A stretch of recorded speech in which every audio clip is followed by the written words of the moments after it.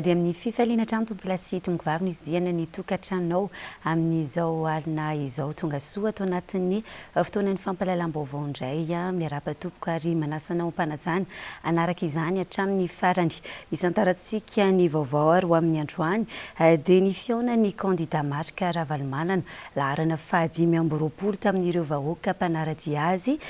tetsy amin'ny kianjaben'ny Mahamasina nangoropotsy araka izany ny kianjaben'ny Mahamasina ary liana avokoa ireo olona iaino ny vinanasany ity kandida laharana 520 ity no amafisiny ary nandritry ny kabariny ny resaka manifesto ary tao anatin'izany ihany koa dia noresahany fa mila averina amin'ny laoniny ny fandriampahalemany eo koa ny fampianarana sy ny fanomezana asan'ny tanora hoarahantsika avy hatrany ary ny akon'izay. Tena fala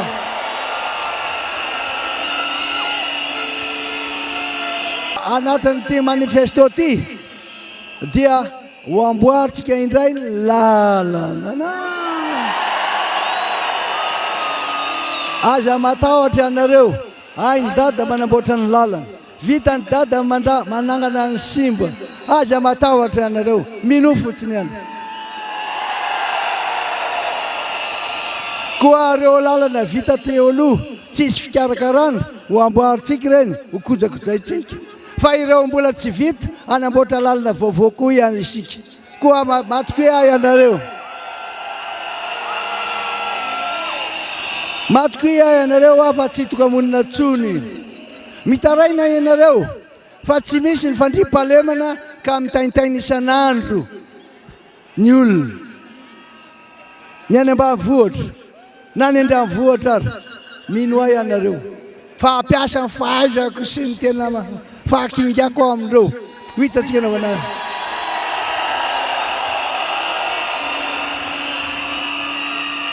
ianareo tatsaha zay tena miravoravo tanana sahirana tsy afaka mamokatra satria be dalo ary ny ombonareo lasa ny sasany hoy aminareo hoe miteny eto amin'ity kianja be Mahamasina ity ary tena milaza aminareo fa tena anao an'le izy amin'ny fahaizako fahakingako ary nina fio fomba an'Andriamanitra ahy miaraka aminareo anarina isika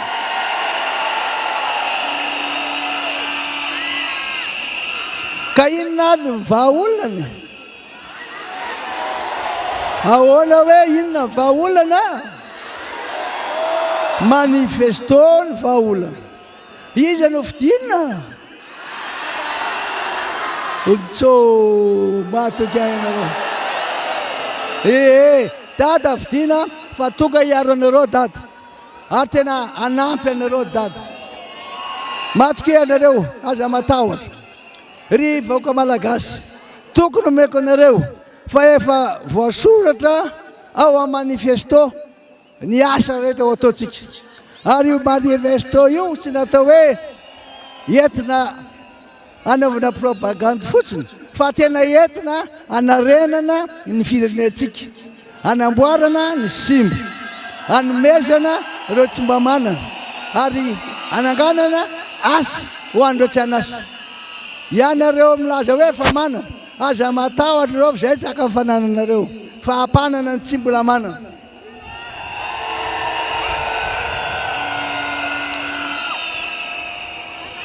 hoy aminareo hoe tsy maintsy ampiasa ny fahakingako ary koa ireo teknôlôjia vaovao ireo traikefa nanako miaraka amin'ireo relation na fifandraisana amin'ireo firenena sy olona manana ny faiza manokana za matahotra anao ho ataotsika ho tanteraka daholo ny zavatra rehetra za matahotra nareo ty daty teny daty ianareo zay mitebiteby ianareo zay misalasala ianareo zay manahy ahy zao ihany nresahako aminareo dada tsy misangy fa rehefa zay dia zay ary rehefa ho ataony dia ataony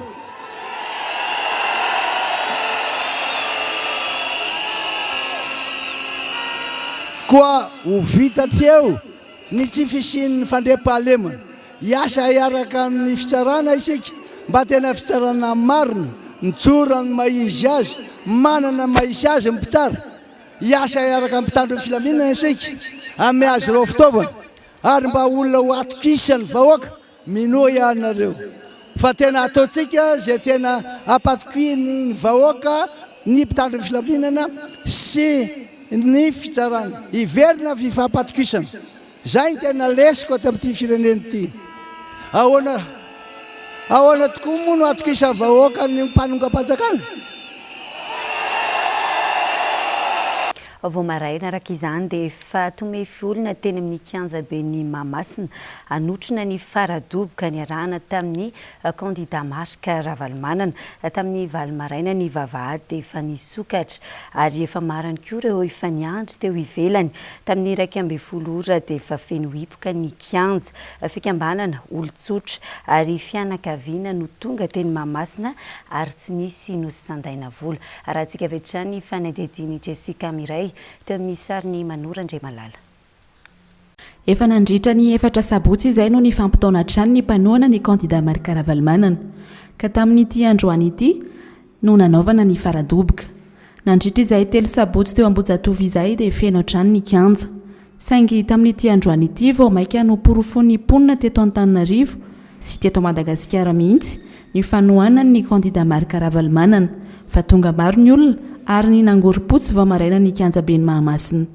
Fitiava-tanindrazana sy fahatsiarovana ny zava-bita ny kandida marika Ravalomanana no mbola mahamaro mpanohana ny kandida laharana 520. Tena fantatro fa izy mety havita an'ity fireneny ity satria izy efa teo dia hainy tsara mihitsy mitantana an'ity ary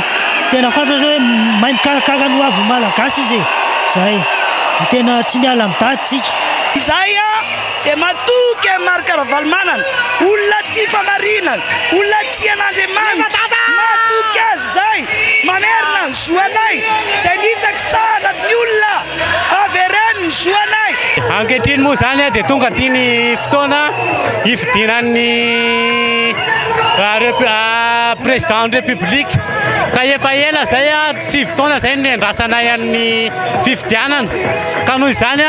dia faly izahay ankehitriny satria mbola afaka mifidy surtout mifidy amin'ny marika Ravalomanana. Ny zava-bita nandritra ny 7 taona ary koa ny fikorosoan'ny fiainana nandritra izay 7 taona izay no tsapan'ny olona ka mbola anohanana izy ireo ny kandida marika Ravalomanana tsy misy fepetra. Araka izany dia endrika falifaly no nameno ny kianja be ny Mahamasina tamin'ity androany ity niandry ny fahatongavan'ny kandida marika Ravalomanana. Tsy nisy notaterina ny olona tonga teny androany ary tsy nisy nomena vola ihany koa fa samy nanao izay nahatongavany teny na ny avy lavitra azy. Raha ho atao anatin'ity horonan-tsary fohy ity ary ny ampahany tamin'ny fetin'ny faradoboka ny arahana tamin'ny kandida laharana 520.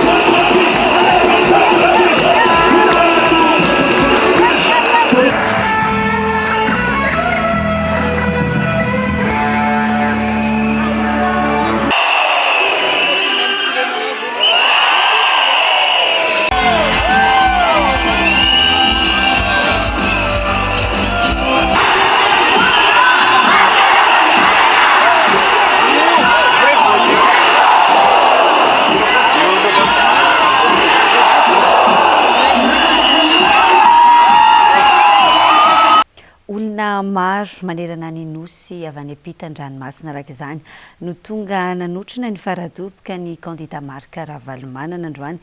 tetsy Mahamasina tsy nataon'izy ireo sakana ny elanelana fa ny fitiavana ny kandida marika Ravalomanana no nandrisika azy ireo fa ihany koa ny fitiavana ny firenena nandany fotoana nandany vola nandao ny tanàna izy ireo ho fanohanana ny kandida laharana 520 fa maro ihany koa nefa ireo olona no naneo ny fanohanana ny kandida marika Ravalomanana toy ny fanaovana ny t-shirt ratsika vetrany ny fanedediny Jessica Miray sy Manorandrimalala. Feno hipoka ny kianja teo Mahamasina androany tamin'ny faradoboka ny kandida marika Ravalomanana.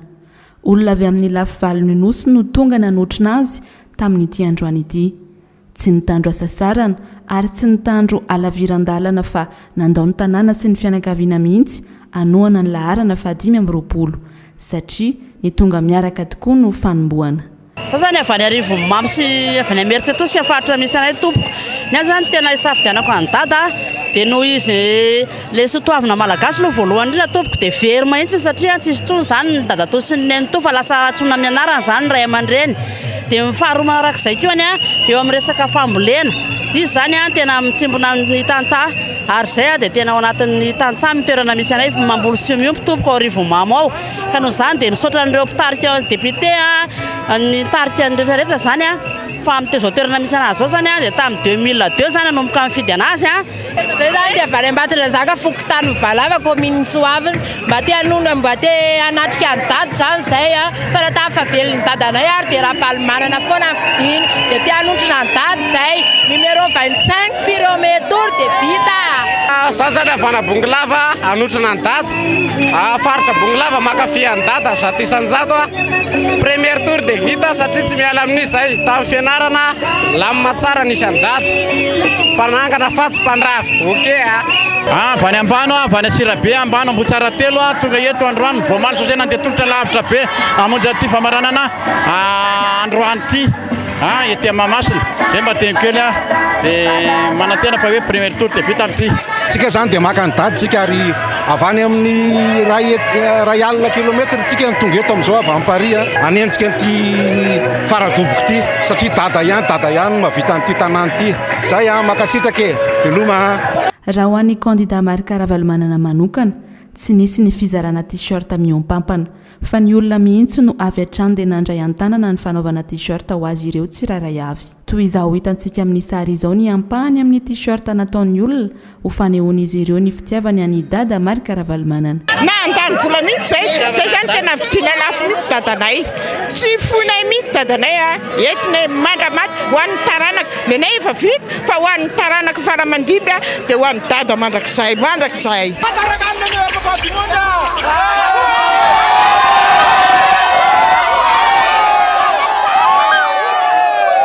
Zay moa zany dia fitiavanay ny dadana manokana namoronanay an'izao akanjo zao dia zay ihany nanjaitra an'izao akanjo zao tsy nitambazana vola fa mifonay manontolo fe fitiavana ny dada sy fitiavan-tanin-drazana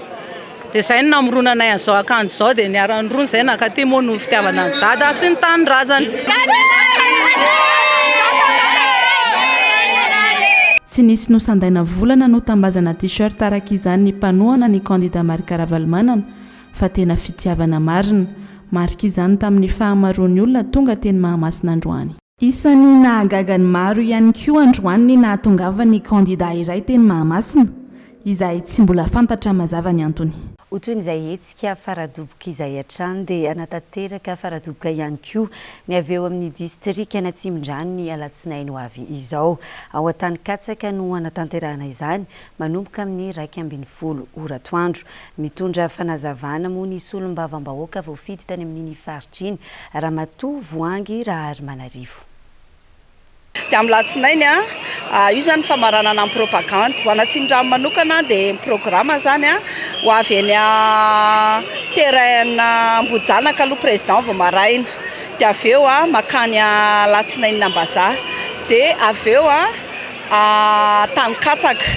dia ny fandaminana zany a manotrona mifanotrona any Alatsinainy any Ambohijanaka daholo aloha ny commune any Atsinanana rehetrarehetra iny dia avy eo manao karavanina maneraka ny tanàna dia mifarana any Tanin-Katsaka dia torak'izay koa ny ampovoany manotrona ny Alatsinainy Nambazaha dia manao karavanina koa manerana ny tanàna any dia fanotony any Tanin-Katsaka dia manentana ny vahoaka any Atsimondrano rehetrarehetra zany mba hifanotrona eo a Tanin-Katsaka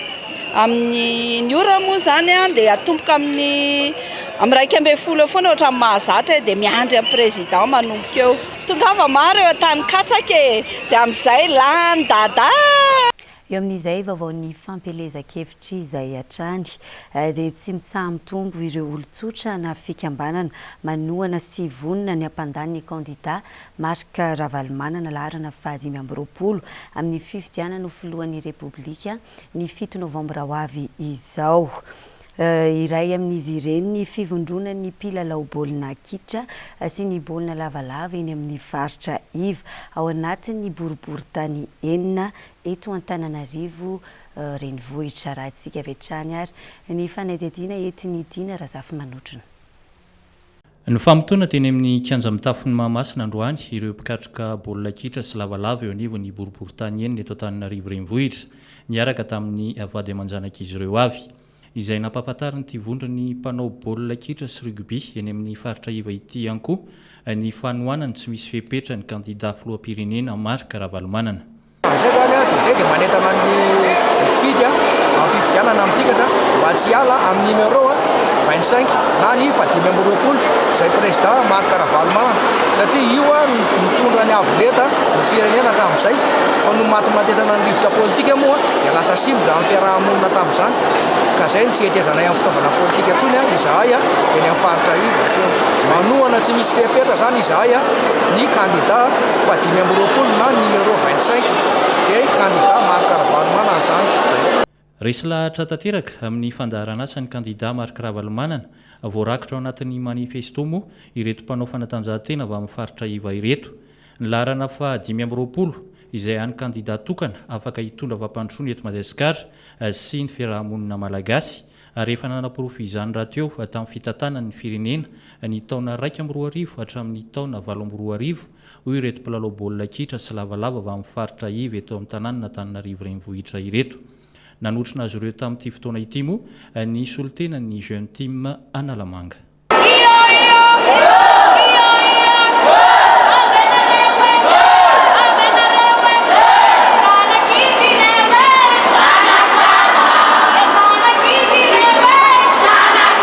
Eo amin'ny pejy fahasalamana kosa no entina maranana ny vaovao amin'ny androany tsy mitsaha mitombo ireo olona voany tsy mikaretina VIH sida eto Madagasikara na dia mbola latsaky ny iray isan-jato ihany azy io salan'izy io araky ny tatitra ny voaka androany ireo lehilahy miray amin'ny lehilahy sy ireo vehivavy mampanofa ny tena no tena ahitana ny tahambony mitondra izany ary eto amin'ny faritra Analamanga no maro anisy araky ny fanadihadiana nataony fikambanana iray miady amin'ny tsy mikaretina VIH sida izany indrindra no nahatonga ny FIBFJKM andray ny andraikiny amin'ny fampanaovana fitiliana maimaim-poana momba ity aretina ity nandritry ny hetsika Honafi tetsy amin'ny village voary Andotapenaka izay ny farana tamin'ity androany ity. Edena Eliano mitatitra ny vaovao. Mahery ny 3 alina ankehitriny ireo mitondra ny tsy mikaretina VIH sida eto Madagasikara izany hoe mbola latsaky ny iray isan-jato raha oharina amin'ny isan'ny mponina amin'ny ankabeny araka ny tatitra ny voaka farany. Ireo lehilahy miray amin'ny lehilahy sy ireo mpampanofatena no ahitana tahambony indrindra izay mahatratra 9 isan-jato. Isan'ny zava-dehibe isorohana ny fianakio aretin'io anefa ny fanaovana fitiliana mialoha mba ahafahana mijabo sy manara-maso ny fitombony otrikaretina ao amin'ilay olona raha toka mitondra ny tsy mikaretina izy. Raha amin'ny population générale izy 1% fa raha hoan'ireo sokajin'olo ireo izy ireo mpanofatena sy ireo hoe lehilahy miaraka amin'ny lehilahy amin'izany izy ambony salanisa. Rehefa manao fitiliana izahay ka mahita olona aiahina mety mitondra ny tsy mikaretina VIH sida zany a dia efa misy ireo tompona ndraikitra ara-tsosialy zay rahana miasa KPMSF-tsika ihany a izay mitondra mandray an-tanana ara-tsosialy an'ireo olona hitanay famitondran-tsimokaretina. Raha ny fanadidiny fikambanana iray misana ny ady amin'ny tsitsimokaretina ity dia ny teto amin'ny faritra Analamanga no nahitana izy ireo ny tahambony indrindra mitondra ny tsimokaretina. Manoloana izany dia nisy ny hetsika fitiliana maimaim-poana ity aretina ity nandritra ny 3 andro izay nandraisan'ny FJKM andraikitra manoloana ny fianaky ny tsimokaretina VIH/SIDA eto Madagasikara. Dia ny asanay mihitsy efa mipetraka tamin'ny synode lehibe efa nanangana io komity io ahafahana miady amin'ny sida. Dia kanjany misy sehatra sy fomba maro samihafa mampianatra ny mpianatra mpitandrina mba izy malala inona atao hoe VIH/SIDA dia ny fomba fiarovana sy fikarakarana izay olona mety hitondra ny tsimokaretina. Manao fitiliana maimaim-poana ho an'ny olona satria be dia be ny olona tsy malala. Indraindray misy olona tsy mino intsony fa misy VIH eto Madagasikara dia ity hetsika ity tahaka sady mampiseho fa misy tokoa io aretina io sady raha ohatra manao fitiliana dia sanatria manana ilay tsimokaretina misy fitsaboana azo atao. Ity sehatra ara-tsosialy miompana amin'ny fitiliana aretina ity no isan'ny songadina sy nasarika olona be indrindra nandritra ny hetsika aonafi andiany voalohany tetỳ amin'ny village voara Andotapenaka. Tsy mitsahatra misaotra an'Andriamanitra mandrakariva ny amin'ny fandaminany sy ny fitantanany natotosana izay hetsika aonafi izay nanomboka ny 2 ary ny farana ny 3 Novambra. Ny anankiray izay tena songadina tena nazahoana olona maro ny ara-tsosialy izany hoe fitiliana aretina samihafa. Tena maro ny olona niazakazaka ny anatiny aty dia hitan'ny fiangonana hoe ilaina bebe kokoa izany ny fanekekizana azy. Nanomboka ny alakamisy teo ny hetsika haonafi tetỳ amin'ny village voara Andotapenaka ary ny farana Mbs Sabotsy. Fahombiazana tanteraka ho an'ny mpikarakara sy ny mpandray anjara izany arezana ny itohizany isan-taona. Mariana moa fampanoana ofisialy ity hetsika ity ny orinasa Tiko ary isan'ny nandranty ny vokatra izy ireo teto ihany koa nandritra izay 3 andro izay. Dia izay ihany koa no entina mamarana ny fotoanan'ny fampahalalam-baovao ary amin'izao alina izao ankasitrahana ny fanaranao izany hatramin'ny farany dia mirary farany herinandro mahafinaritra ho antsika rehetra eo ampanarahana ny fahitalavitra MBS sy ny radio MBS moa izany amin'ny alatsinainy toy izao indray ny fotoanantsika manaraka. Veloma ry tompoko.